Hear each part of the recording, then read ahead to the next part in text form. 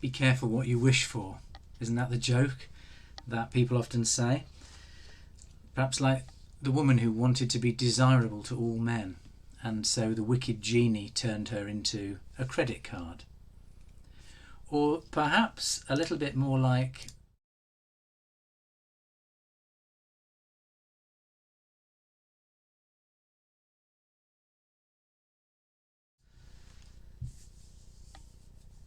while vacationing in Africa, Pinocchio's lifelong wish to be a real boy suddenly and unexpectedly was granted.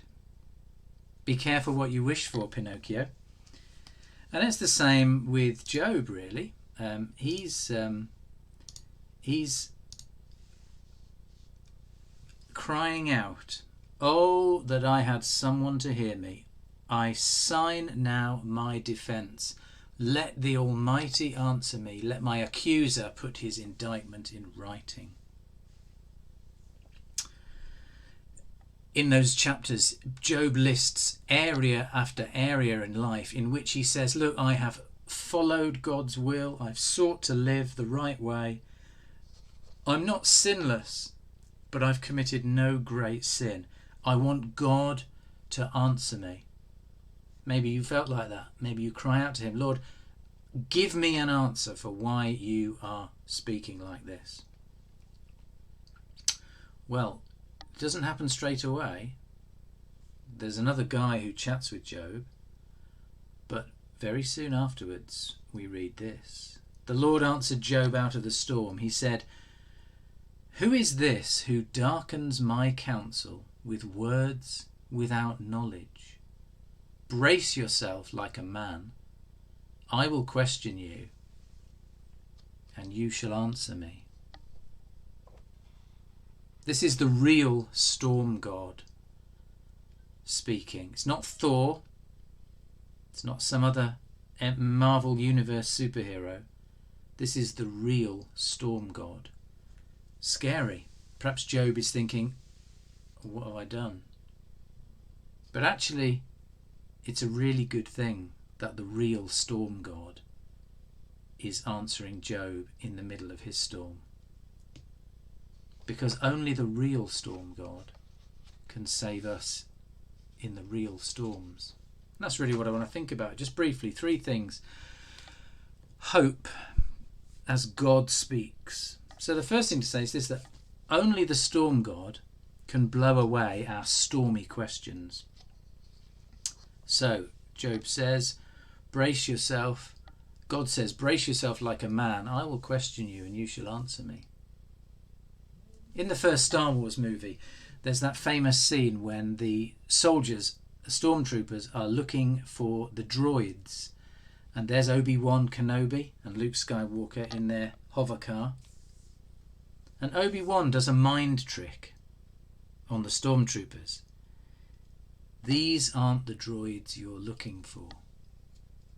And the soldier meekly replies, these aren't the droids we're looking for. A complete change of mind. Something happens here in the same way with Job and with God, only it's not as subtle and it's not a trick. Job is basically pummeled by God with question after question after question that Job can't really answer. God says, answer me, Job, and then I will answer you. And he begins by saying, well, where were you when I laid the foundations of the earth? Oh, okay. Start with an easy one, yeah? You know, like when you do an exam and you pick out the easy questions first? Well, here's an easy one. Where were you, Job, when I made the world? God is really saying to Job, Job, you're asking the wrong question here. The question is not why is this happening? The question is who? Who is doing this? Who's in charge? Job, is it you or me? And do you trust me? That's why all these questions are here. They're showing Job that God is in complete control. Job is never given the answer to why he's suffering. He has to live with that. But actually, in a sense, no answer is the answer. Because God is simply saying, you must trust me even when I don't explain it. Every parent has to do that from time to time. And God is no different here. He owes us no explanation. You know, when you start peeling layers off a wallpaper that you're decorating and you just realise, oh, there's some wallpaper with flowers on from Laura Ashley, and you scrape that off and there's some hideous brown wallpaper from the 1970s. Ooh, and then you scrape it off and you get down to the wall. There's layer after layer. You can see the fashion down through the decades as you scrape off a layer after another. And you learn about what went on in the house. God is doing that in a sense through these questions. So the questions begin with God as creator. Where were you when I laid the foundation of the earth? I made everything, Job. Will you trust me? And then God is the provider. So he spends a lot of time talking about all the animals that he feeds, like this great zoo, the world. He said, do you hunt the prey for the lioness? No, says Job. Yeah, I feed them, says God.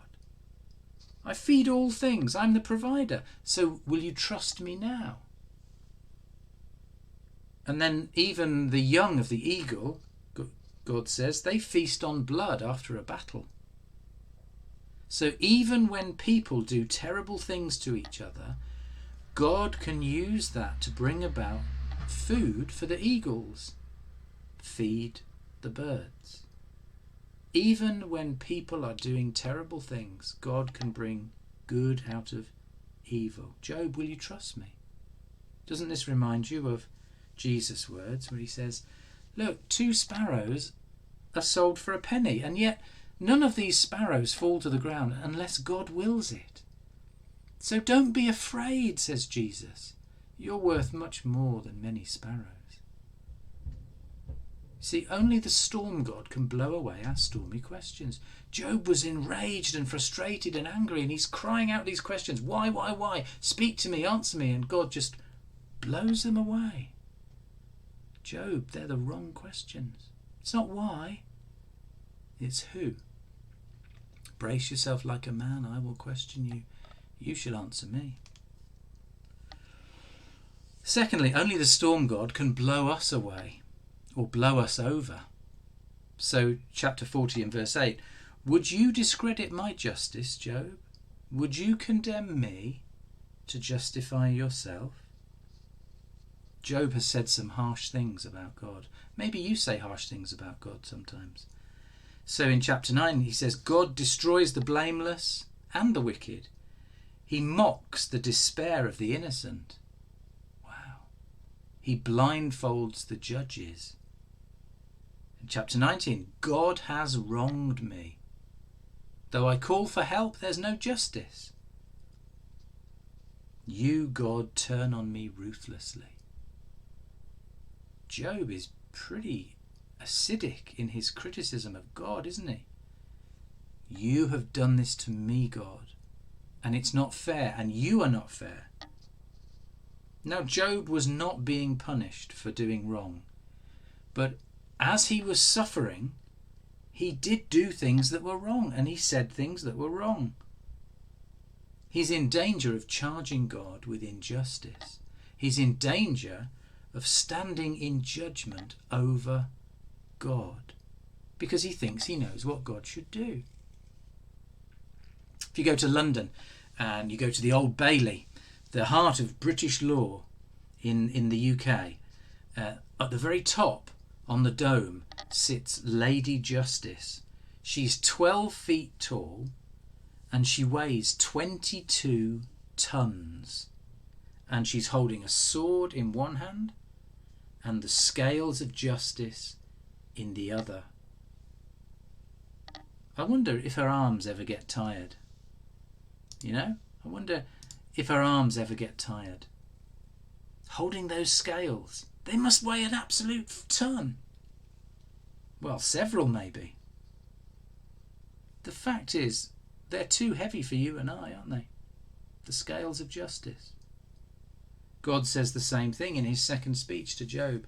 So in chapter 40, verses 9 and 10, he says, "Do you have an arm like God's? In that case, adorn yourself with glory."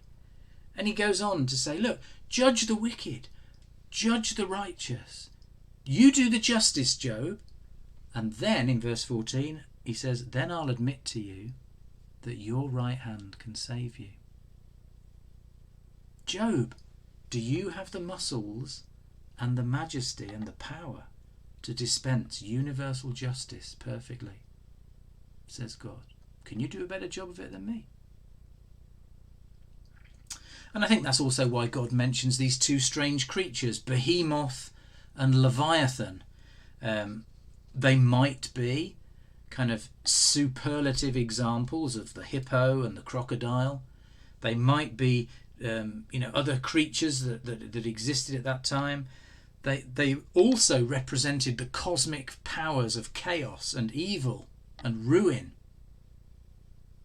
And so God is saying, okay, Job, do you think you can handle justice? Do you think you can judge the world? Well, first of all, you need to deal with these two monsters, Behemoth and Leviathan.